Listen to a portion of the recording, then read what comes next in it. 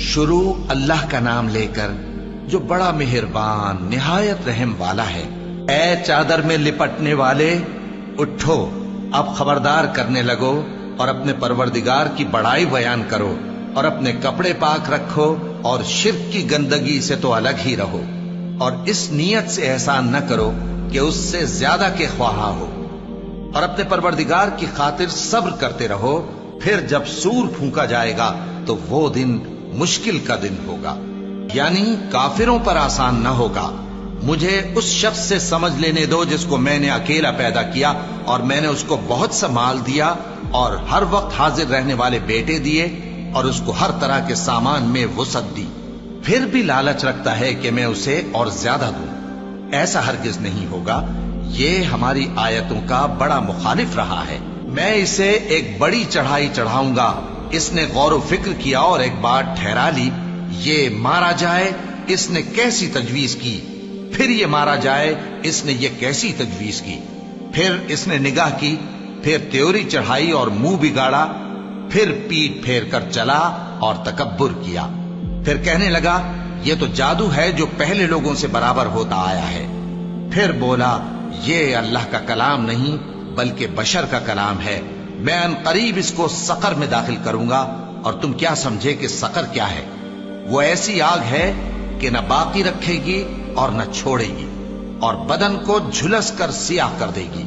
اس پر 19 داروغہ ہیں، اور ہم نے دوزخ کے داروغہ فرشتے ہی بنائے ہیں، اور ان کا شمار کافروں کی آزمائش کے لیے مقرر کیا ہے،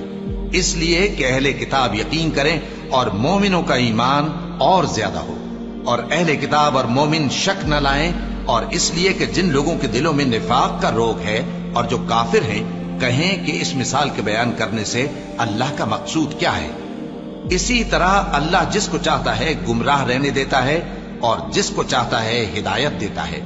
اور تمہارے پروردگار کے لشکروں کو اس کے سوا کوئی نہیں جانتا، اور یہ قرآن تو بنی آدم کے لیے نصیحت ہے۔ ہاں ہاں، قسم ہے چاند کی اور رات کی جب رخصت ہونے لگے اور صبح کی جب روشن ہو جائے، کہ وہ آگ ایک بہت بڑی آفت ہے، انسان کے لیے ڈر کی چیز، یعنی اس شخص کے لیے جو تم میں سے آگے بڑھنا چاہے یا پیچھے رہنا چاہے۔ ہر شخص اپنے کرتوتوں کے باعث گرفتار ہوگا، مگر داہنی طرف والے نیک لوگ جنتوں میں ہوں گے اور پوچھتے ہوں گے، یعنی آگ میں جلنے والے گناہگاروں سے، کہ تم دوزخ میں کیوں پڑے؟ وہ جواب دیں گے کہ ہم نمازیوں میں شامل نہ ہوئے، اور نہ ہم فقیروں کو کھانا کھلاتے تھے، اور ہم بحث کرنے والوں کے ساتھ مل کر بحث کرتے تھے، اور روز جزا کو جھٹلاتے تھے، یہاں تک کہ ہمیں موت آ گئی۔ تو سفارش کرنے والوں کی سفارش ان کے حق میں کچھ فائدہ نہ دے گی۔ ان کو کیا ہوا ہے کہ نصیحت سے روگرداں ہو رہے ہیں، گویا گدھے ہیں کہ بدک جاتے ہیں جو شیر سے ڈر کر بھاگ جاتے ہیں۔ اصل یہ ہے کہ ان میں سے ہر شخص یہ چاہتا ہے کہ اس کے پاس کھلی ہوئی کتاب آئے، ایسا ہرگز نہیں ہوگا۔ حقیقت یہ ہے کہ ان کو آخرت کا خوف ہی نہیں۔ کچھ شک نہیں کہ یہ قرآن نصیحت ہے، تو جو چاہے اسے یاد رکھے، اور یاد بھی تبھی رکھیں گے جب اللہ چاہے۔ وہی اس لائق ہے کہ اس سے ڈرا جائے، اور وہی معاف کرنے والا ہے۔